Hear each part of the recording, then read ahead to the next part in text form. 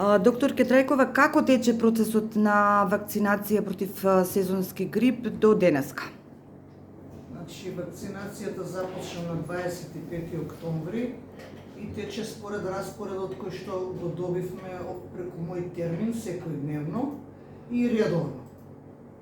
Значи, уредно тече процесот, нема некои проблеми за сега. По колку дневно се вакцинираат од прилика граѓани? Значи, во првите 2 недели се вакцинира по 60 граѓани на ден, а потоа, сега мислам, вакцинираме по 90. Значи, се зголеми бројот на термини, заинтересираноста е зголемена на населението за вакцинација и сега имаме по 90 термини на ден.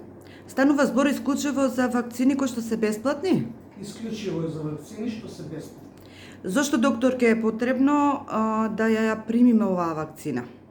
Значи, оваа вакцина, познато е, пак ќе кажеме, потребно е да се прими како би се заштитиле ранливите категории, па и здравите лица, особено оние кои што според својата работа имаат поголем број на комуникации во текот на денот со луѓе, да се зголеми нивната заштита од евентуално добивање на грип и потешки форми на грип, како и компликации кај лицата кои боледуваат од некое хронично заболување.